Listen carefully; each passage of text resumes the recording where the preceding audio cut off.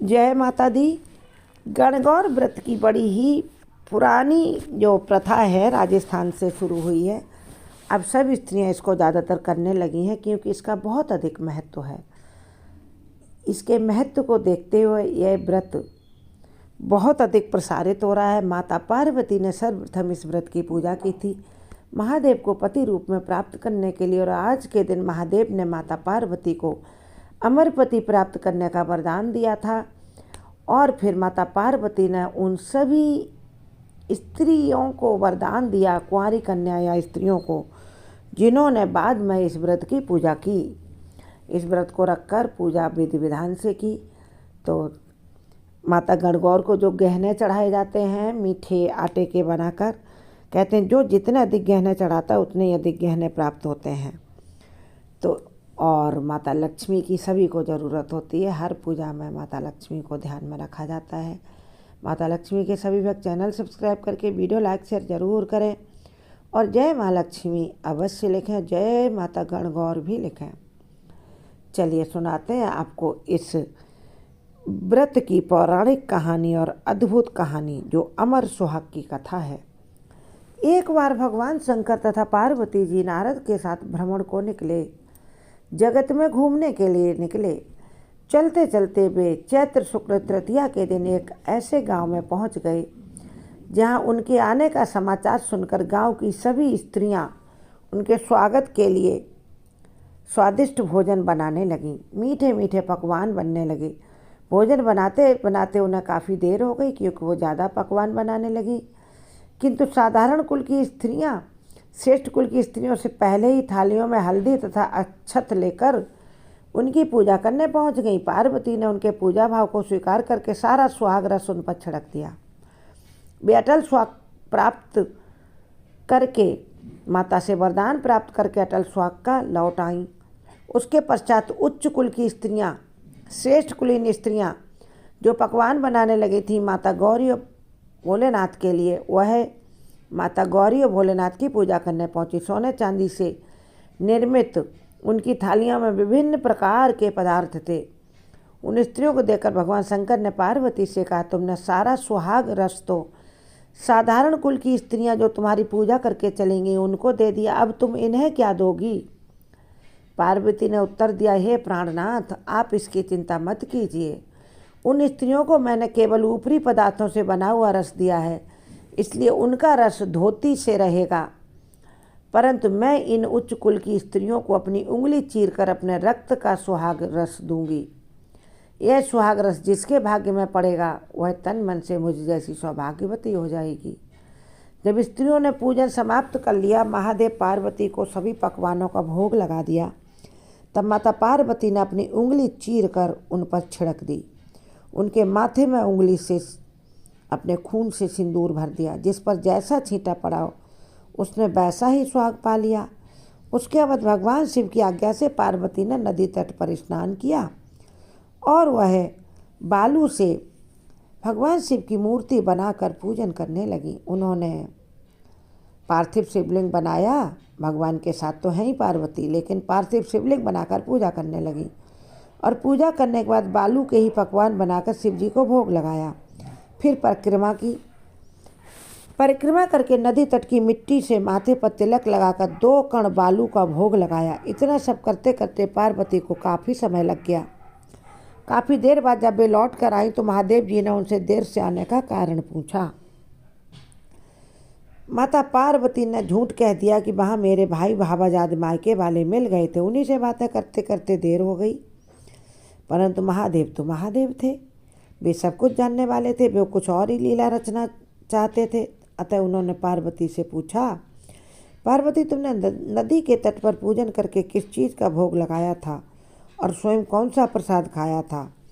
स्वामी, पार्वती जी ने पुनः झूठ बोल दिया, मेरी भावज ने मुझे दूध भात खिलाया, उसे खाकर मैं सीधी यहाँ चली आ रही हूँ। यह सुनकर शिवजी भी दूध भात खाने की लालच में नदी की तट की ओर चल दिए। अब पार्वती जी दुविधा में पड़ गई कि वहाँ न भावज है, न भाई है, न दूध भात है। ये तो हमारे साथ चल दिए कि चलो तुम जहाँ पूजा करने गई तो मुझे ले चलो, दूध भात खाऊंगा। अब तो पार्वती असमंजस में, उन्होंने मौन भाव से भगवान भोले शंकर का ही ध्यान किया और प्रार्थना की कि हे भगवान, मैं यदि आपकी अनन्य दासी हूँ, आपकी अनन्य भक्त हूँ, तो इस समय आप ही मेरी लाज रख लीजिए। यह प्रार्थना करती हुई पार्वती जी भगवान शिव के पीछे पीछे चलती रहीं। उन्हें दूर नदी के तट पर एक माया का महल दिखाई दिया।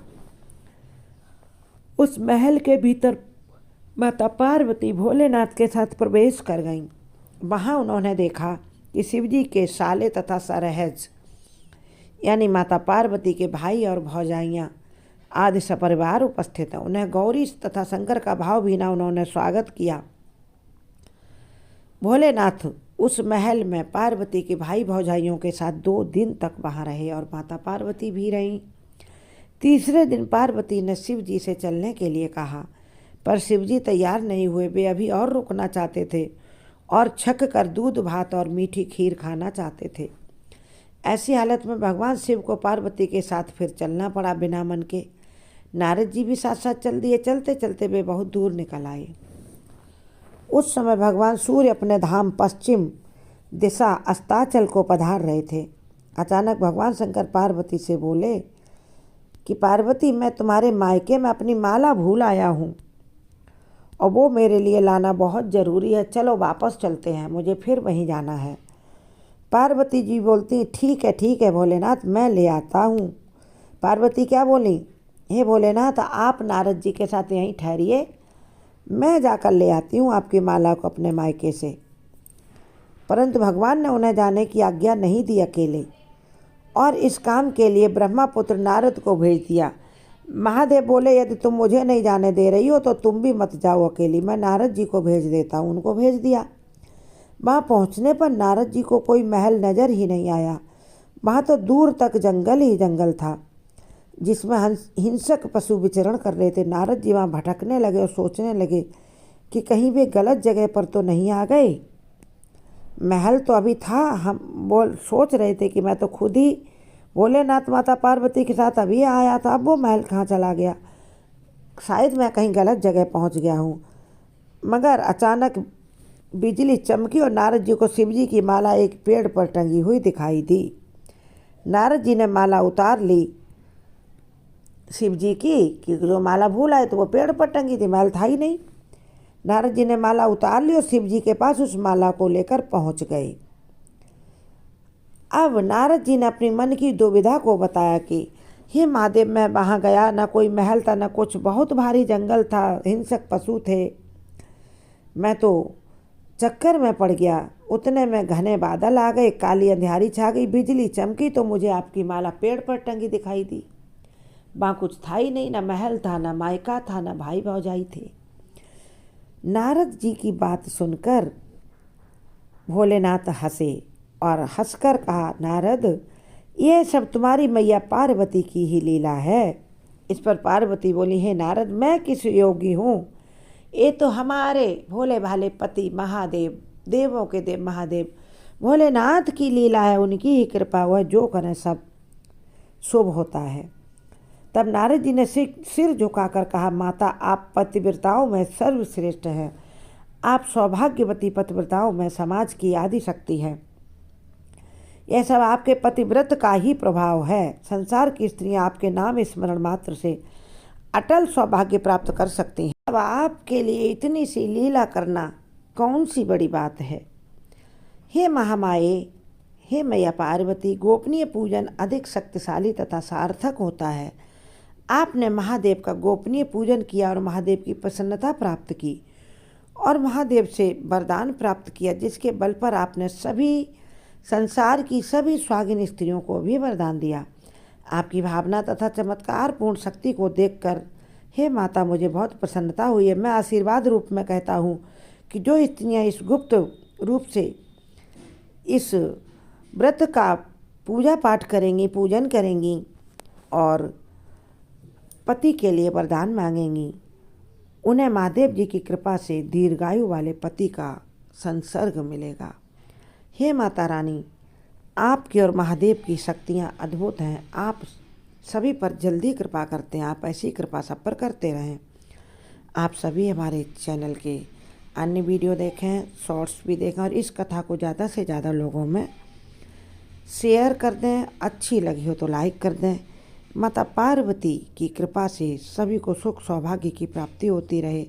माता लक्ष्मी धन की बरसात करती रहे। जय माँ लक्ष्मी।